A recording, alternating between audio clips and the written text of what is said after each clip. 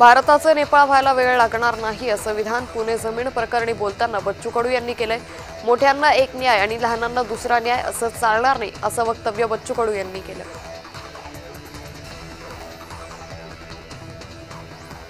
नाना पटोले यांनी अजित पवारांना सवाल उपस्थित केलाय। अजित पवार व्यवहार झाला नाही म्हणतात, मग जमीन व्यवहाराचं रजिस्ट्रेशन कसं झालं याचा सवाल नाना पटोले यांनी उपस्थित केलाय।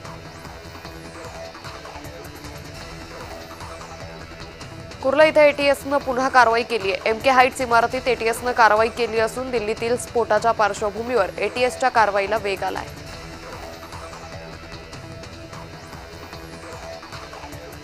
मुंबईत 2 दिवस पाणीपुरवठा बंद राहणार आहे। जलवाहिनी दुरुस्तीच्या 14 आणि 15 नोव्हेंबरला पाणीपुरवठा बंद राहील।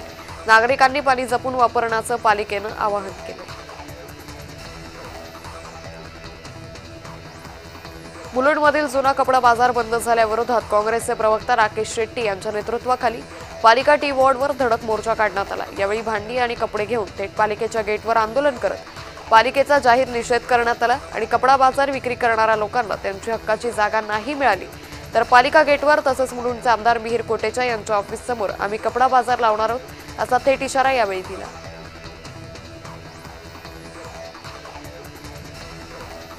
लोणीकांद थेऊर फाटा परिसरात भीषण अपघात झाला। अवजड कंटेनर मागे सरकल्यानं मागे उभी असलेल्या कारला जोरदार धडक बसली।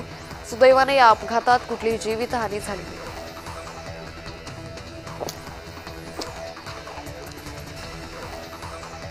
बुलढाण्यात शेतीच्या वादातून हाणामारी झाली। हाणामारीत एकाचा मृत्यू झाला, 8 जण जखमी झाले। या प्रकरणी 9 आरोपींना अटक करण्यात आली।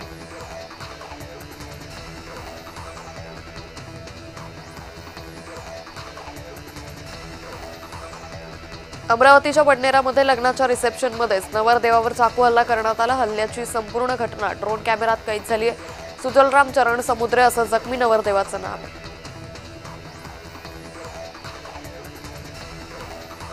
चीनच्या दक्षिण पश्चिमेकडील सिउचान प्रांतात नुकताच उद्घाटन झालेला होंगची पूल भीषण भूस्खलनात तडाख्यात कोसळला।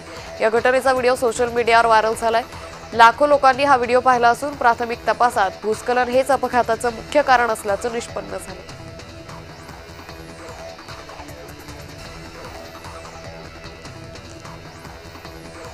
बांगलादेशात मोहम्मद युनूस यांच्या नेतृत्वाखाली सरकार सत्तेत आहे। आता या सरकारच्या अडचणी वाढल्यात। धोरणात्मक बदलाचे आता सांस्कृतिक चळवळीत रूपांतर झालंय। बांगलादेशमधील प्रमुख विद्यापीठांमधील विद्यार्थी आणि शिक्षक रस्त्यावर उतरलेत। यावेळी चांगल्या वेतनाच्या किंवा राजकीय सुधारणांच्या मागणीसाठी नाही तर त्याहूनही अधिक मूलभूत गोष्टींसाठी विद्यार्थी रस्त्यावर उतरले।